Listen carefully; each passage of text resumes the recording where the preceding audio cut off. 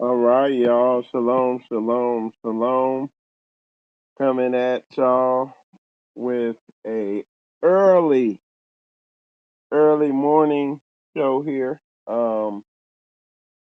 And it's gonna be a good show. Something that I've been seeing, observing, living, you could say. And the title is Louder Than Words. And what comes to mind um, is a saying that I heard, and it's your actions speak so loud I can't hear what you're saying. Um, and in this day and age, it's so critical that we know people by their fruit. It's so critical that you know yourself by your fruit. And in doing that, it'll give you clarity on who you truly are. Okay. Um, so you got to ask yourself because, you know, talking is quick. Like you can convey an idea quick talking. Okay. So uh, if when you're talking to people, and this is, for me, it was a big area that I learned a lot about people. Um, well, I've grown in wisdom in over the years, not listening to people talk, because talking is just someone putting an idea in your head, whether somebody's standing in front of you, whether it's uh you know thoughts popping in your head talking to you, communicating to you, or whether it's spirits communicating ideas to you. It's talk. And like I said, the Bible says you'll know them by their fruit, not their talk, not their communication.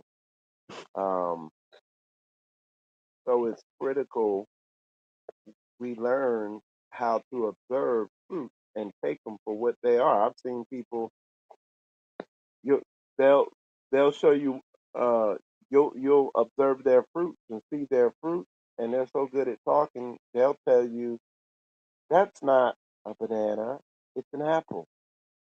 That you've seen yellow apples. That's an apple. Blah blah blah. It's like, no, it's shaped like a banana. That's a banana. You know, they can talk a good game, but what does the fruit say? Um, I've seen people who talk themselves into thinking that what they're producing is something other than what it is. Okay, and it's just critical that we understand this on the most basic level, that action, like they say, action speaks louder than words. I like the saying, your actions speak so loud I can't hear what you're saying. Okay. And we gotta stick to biblical principles on you know in these areas. Okay. So like I said, talking is quick. It can quickly and rapidly convey something to you. And do I totally disregard talk? No, because talk is a type of action. People will tell you something, and what you do is wait to see if their actions line up with what they're saying. And if they don't, then that's telling you even more about their character and about how they interpret themselves and everything like that. Um, our mindset. And we're gonna tie all this in. It might seem like I'm coming at this two different ways, but you'll see how I tie it all in. What do your actions say? Are you making carnal moves? Are you making emotional moves? Or are you making generational moves? What do I mean? Are you making generational moves? The Bible says a wise man leaves his children's children an inheritance. Okay? So, what would that look like? Would that look like, I'm going to give you some examples. Would that look like some of the stuff I see? I see people on YouTube literally their whole their whole channel is dedicated to pointing out another man's wrong. That's it. Not to edifying uh, brothers and sisters, not to building, not to encouraging people to be generationally minded, and even more so, above being generationally minded, to being eternally minded. Okay? So, but I've seen people dedicate all their time, energy, and effort into pointing out other people's wrong. And this is not just on YouTube. This is in Israel, complaining about stuff, murmuring, pointing out wrong, externally focused on external things that don't do anything, okay? That are not going to move the needle forward. You know what I'm saying? Spiritually, economically, mentally, physically, you name it. So we got to ask ourselves, what type of move are you making? What type of moves are the people around you making? You gotta ask.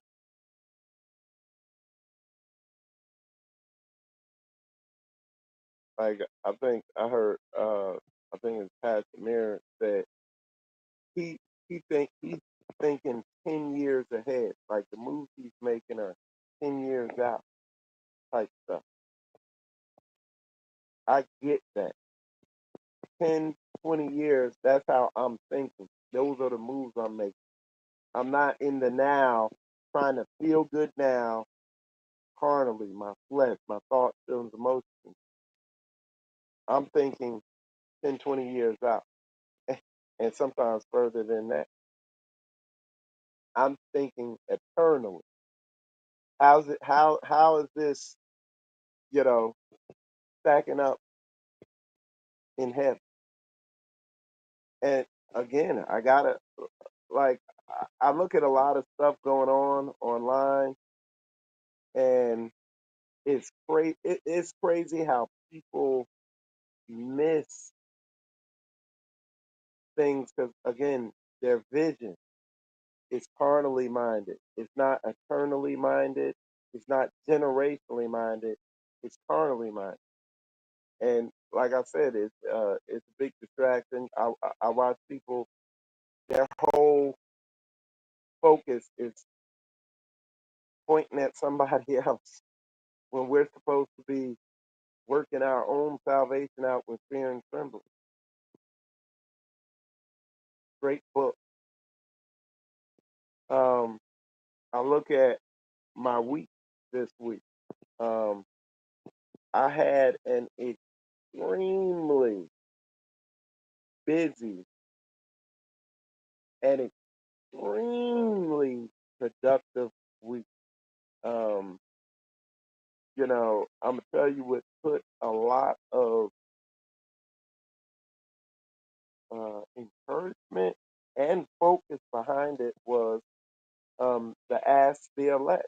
One of the things I took from that show Wednesday was the fact that uh, distractions must be eliminated. Like that was one thing that I haven't mentioned or that I didn't bring out, but just no more time for distractions. That was a big thing. And it just added encouragement behind the moves I'm already making, you know, because again, we if we have to be focused 10, 20, 30, eternally, years ahead. You know what I'm saying? And not be focused on things that are pointless. Again, uh, I don't know if it was Steve Covey or I'm pretty sure it was him. Um, he had something called the circle of influence that he taught about, and he talked about you know what's in your circle of control, you know, and it's like the word is clear with that. The word says, "The work your salvation out with fear and trembling." We are going to be judged. Like this is, I wouldn't even say this is foundational biblical stuff. This is like bedrock biblical stuff. Like this is this is the dirt, packing down the dirt below the foundation type stuff. You know what I'm saying? And I just watch people just totally, I guess, willingly oblivious to this basic biblical stuff. Um, Isaiah chapter 5, verse 20 says, "Woe unto them that call evil good and good evil." Okay? Look, check this out. That put darkness for light and light for darkness. That put bitter for sweet and sweet for bitter. It's like, man, when, again, when you take the journey within, when you begin looking at yourself and you confront yourself, we're going to get on that word real hard. Confront. You, but when you begin to do this, begin to look within, begin to be vigilant and casting down these thoughts that try to exalt themselves against the knowledge of God. When you really begin to put that work in, you quickly realize that there ain't time. There is not time. There's not a lot of time to be out here playing around, dealing with silly. You know what I'm saying? It's like we have the Most High has given us our talents, just like that Bible verse, the tale of the talents. He has given us that, and we gotta put in the work. We gotta make this thing work. And then it's gonna be the judgment. So, and it's on all these levels: spiritually, mentally, economically, socially, uh, physically. You know what I'm saying? Taking care of yourself, all that stuff. And I just I watch the distractions out there now, and I'm not talking about the obvious distractions, all the social media and stuff like that. It's literally just embedded distractions amongst us from Satan. It's people right around you. Uh, it's situations going on. It's people professing. They use the Bible and they use the word, and yeah, I'm godly or whatever.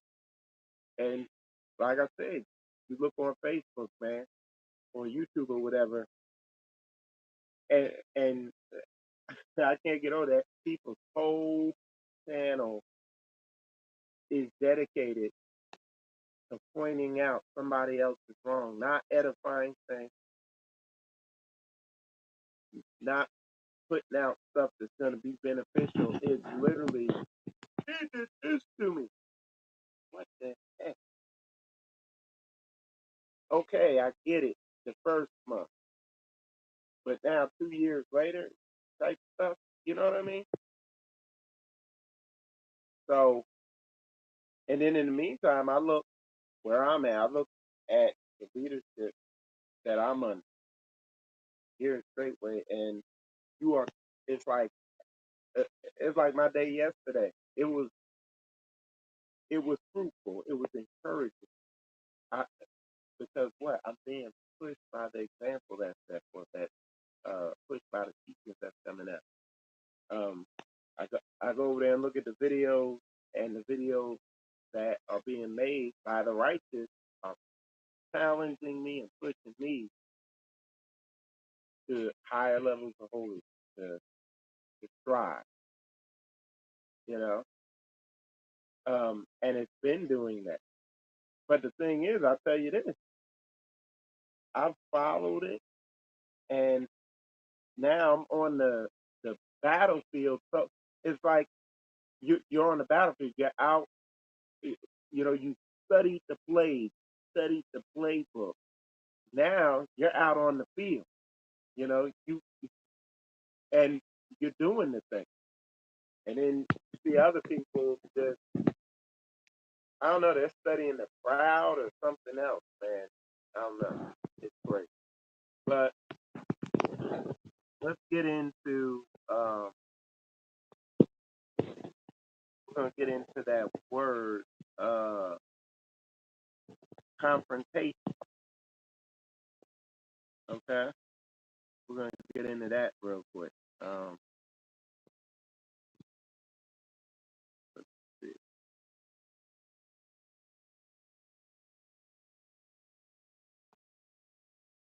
So we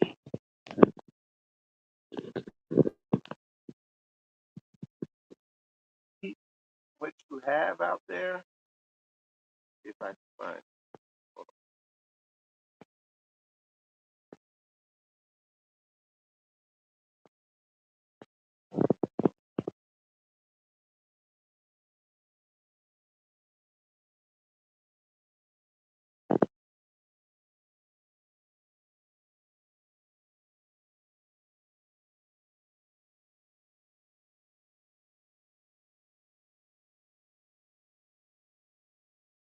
Okay.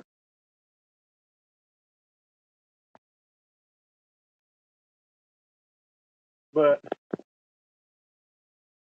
you know, there is there a lot of people have a fear of righteous confrontation, or another way to say it, of necessary confrontation.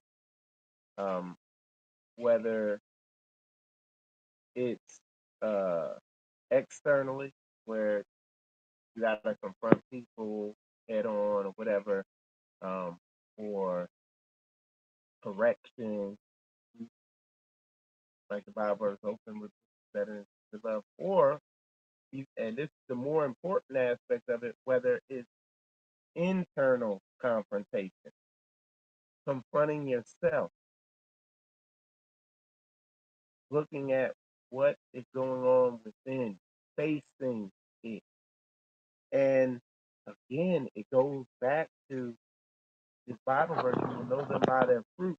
If you see somebody externally that avoids confrontation, confronting others, dealing with stuff head on, if you see that, you know that they're definitely going to avoid confronting themselves, because both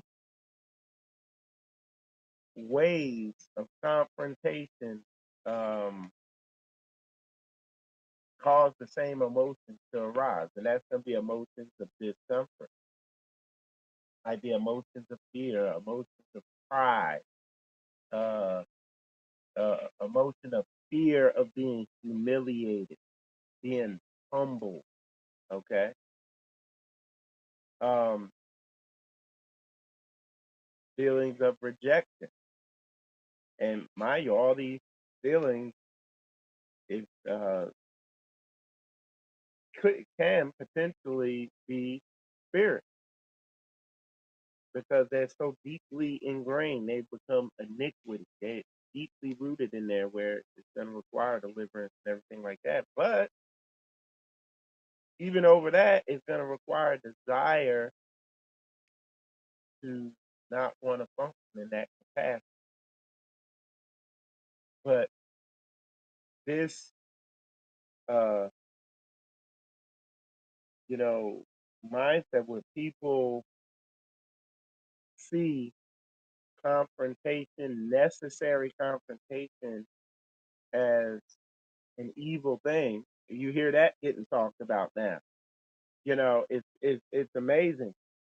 You deal with stuff assertively, the way the word tells you to, and people will form a narrative based on how that might make somebody feel. Look, the book is the book. And this is why I said they would look to call evil good and good evil.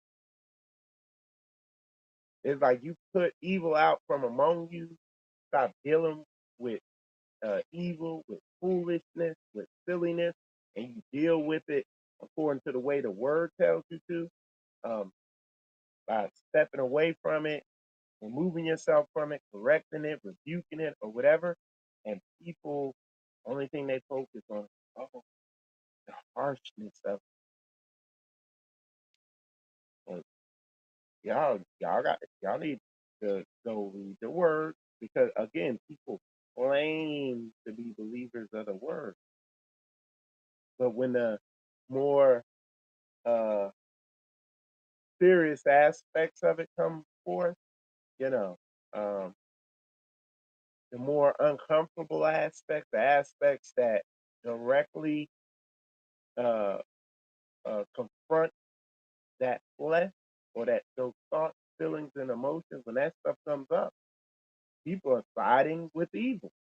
It's a subtle. It ain't nothing but Satan because it's a subtle deception. So they give word to thoughts, feelings, and emotions. They give heed to that. And yeah, it's people are deceived, and what it does, it lets that darkness creep in into the environment, and eventually, what it leads to is division and all manner of other evil. And the thing is, it's not generational thinking.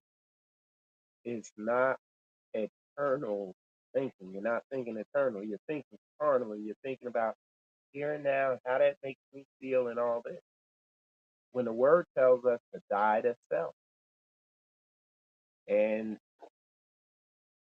this move to another point is, us dying to self. One of the things I say is the boy must die so the man can live. This boy thinking, this little child boy thinking, and when I say it like that, I mean in our emotional responses and wisdom and stuff, it's very childlike. Now I understand what the word says about the innocence of a child, but I'm coming at it from a point where it says, when I was a child, I did childish things, and now that I'm a man, I move as a man. I work along that line. We have to die to that carnal, unrighteous nature. That's a fact. And the Bible tells us to be vigilant, to be watchful. Something I was listening to yesterday, it was saying, what we have to do, one of the Bible verses I quote is, it says, casting down imagination and any thought that exalts itself against the knowledge of God, and bringing into captivity. So bringing your thoughts into captivity. Like, this is the process of dying to self. But a lot of people don't even know how to observe what they're doing. They don't even know how to observe their actions. They just know how to talk and feel. And what we have to do is observe our thoughts and feelings, and in order to do it, you have to watch yourself. And this video I was listening to, the dude was saying the level you have to observe yourself. He said you have to watch yourself. If you've ever seen an animal stalk its prey, that's how you have to watch your thoughts. I mean, those animals, they're like, watch their eyes. They're like locked in, like that, and they're moving slow, and all their awareness and consciousness and energy is focused on that thing it's about to devour and kill. And you have to die yourself, and you literally have to watch yourself on that level. Watch your thoughts, your feelings, your emotions, your impulses, your behaviors. You have to watch them on that level and bring them into captivity of the word. So there's two things you have to do. You have to know that word, and you have to pay attention to what's going on in between your ears. And how are you going to do that being distracted with these clown shoes out there? You can't even call them clowns. They're the shoes on the clown. And all they talk about is external. Oh, he did this, he did that. It's all external stuff. You got a lot of people around you. It talks about the Proverbs talks about fools, people who will not take correction. And I had an awesome breakthrough not too long ago, learning that like you're not supposed to sit there and just rebuke people over and over and over again, and you're not supposed to deal with people who tell you, "Hey, I'm not going to do what you say," or show you that. That is categorized as a fool, and the word tells you to go from the presence of a fool. Don't be around fools.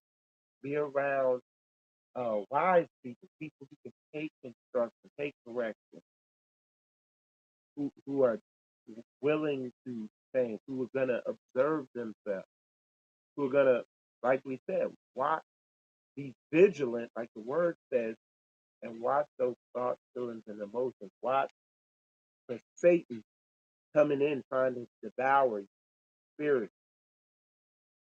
These are the people you want to be around. Because if you're around fools,